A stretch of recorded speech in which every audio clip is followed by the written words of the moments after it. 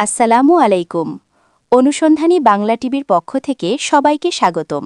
আপনাদের সাথে আছি আমি মোছাম্মদ জান্নাতুল ফেরদৌস।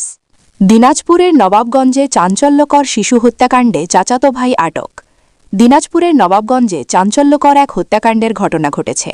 উপজেলার কুশদগ ইউনিয়নের আমরুলবাড়ি ডাঙ্গাপাড়া গ্রামের শিশু সিরাজুল আল শামসকে হত্যা করেছে তারই আপন চাচাতো ভাই আমানুল ইসলাম আমান ২১। দিনাজপুর জেলা পুলিশের অতিরিক্ত police super crime and parks Anwar Hossain বলেন, হত্যাকারী আমানুল ইসলাম আমানকে গ্রেফতার করে আইনি প্রক্রিয়া অব্যাহত রয়েছে। পুলিশ জানায়, গ্রেফতারকৃত আমানের জবানবন্দি অনুযায়ী চাচির প্রতি দীর্ঘদিনের ক্ষোভ এবং চাচার সম্পত্তির লোভ থেকেই তিনি এই হত্যাকাণ্ড ঘটিয়েছেন। আমানের দাবি অনুযায়ী তার চাচা তাকে অবহেলা করতেন।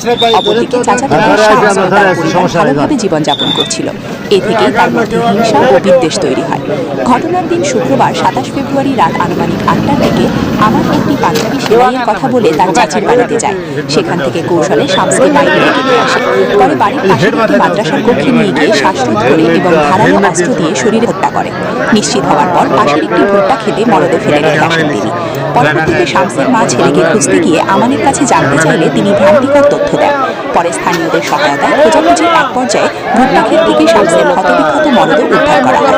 উদ্ধারের পর তাকে দ্রুত ফুলবাড়ী উপজেলা স্বাস্থ্য কমপ্লেক্সে নেওয়া হলে কর্তব্যরত চিকিৎসক তাকে মৃত ঘোষণা করেন।